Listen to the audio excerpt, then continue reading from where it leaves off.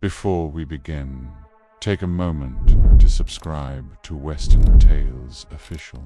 This channel explores the real stories behind the myths of the American Western lives that were shaped, broken, and often erased in the name of progress.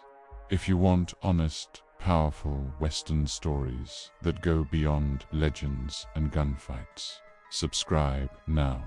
Now, imagine this. You are living on the American frontier in the 1800s. The land around you is vast and silent. Your nearest neighbor is miles away.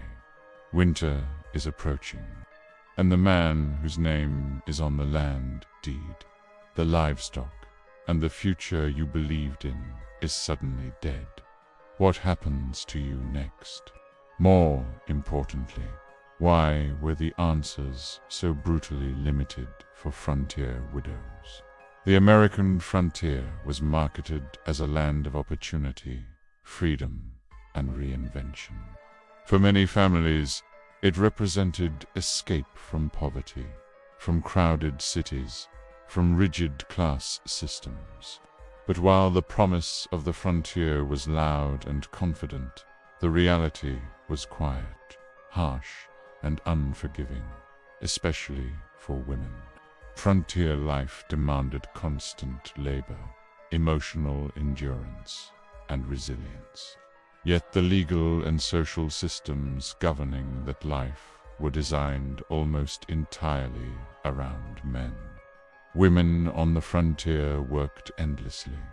They built homes, planted crops, raised children, preserved food, and survived isolation that could stretch for months. Yet, despite their labor, most women held no legal authority over the land they lived on or the property they helped maintain.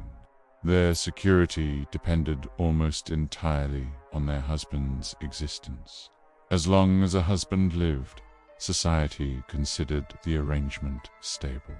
But death was common, sudden, and often unavoidable in frontier conditions. When a husband died, a widow did not simply lose a partner share, lost protection, income, legal standing, and social legitimacy all at once.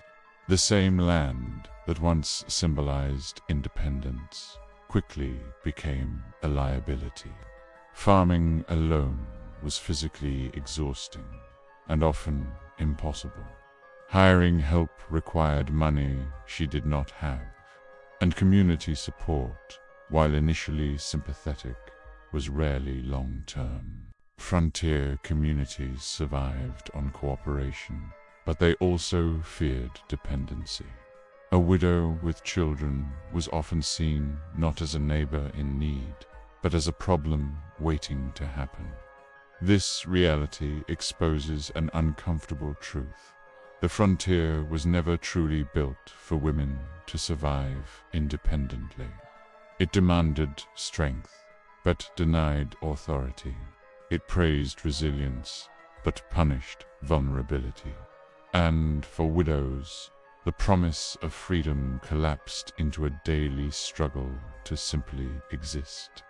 Widowhood on the frontier triggered an immediate economic crisis.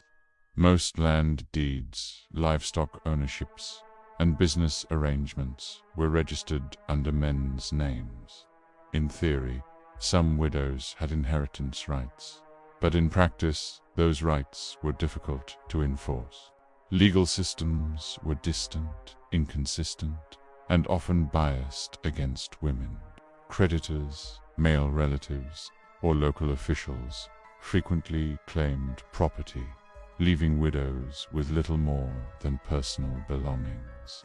Without a steady income or legal leverage, survival became a race against time. There were no pensions, no welfare systems, no insurance policies to soften the blow. Extended family was often thousands of miles away, and returning east required money and protection that widows lacked. Remaining on the frontier meant facing social suspicion as well as economic hardship. Single women were viewed as unstable elements in frontier society. Communities valued order, productivity, and self-sufficiency.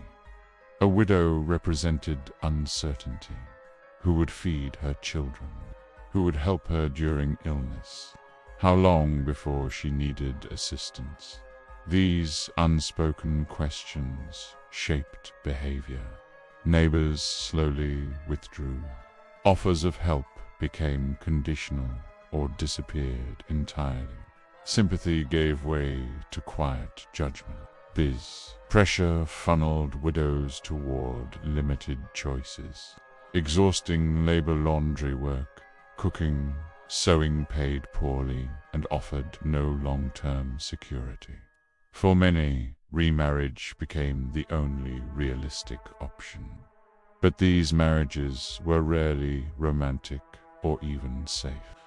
They were transactions driven by necessity, not affection. Some widows married men they barely knew, entering relationships marked by imbalance and, in many cases, abuse. The question becomes unavoidable. When survival requires surrendering autonomy, is it truly a choice at all?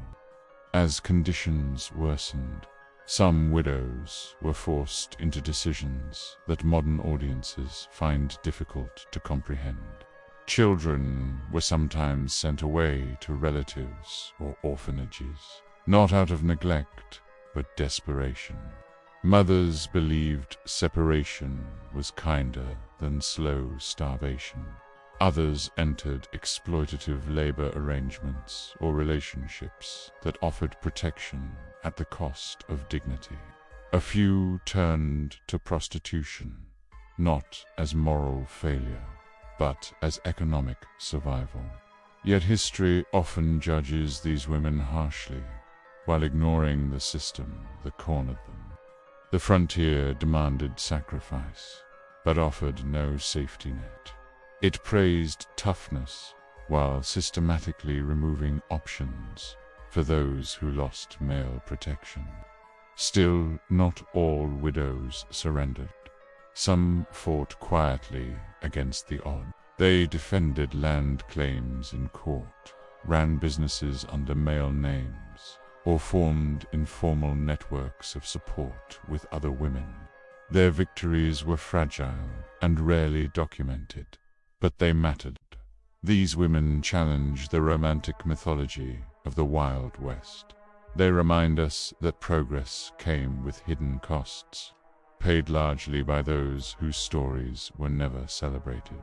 The American frontier is often remembered as a place of courage and conquest, but it was also a place of rejection, isolation, and moral compromise. Widowhood revealed the cracks beneath the agenda. Society that demanded resilience from women while denying them the means to survive with dignity. Unfinished history is not mysterious. It is incomplete, and completing it requires listening to the voices that were silenced. If this story reshaped how you see the Wild West, that discomfort is meaningful.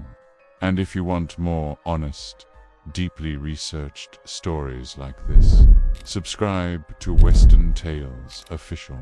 The frontier's forgotten voices still deserve to be heard.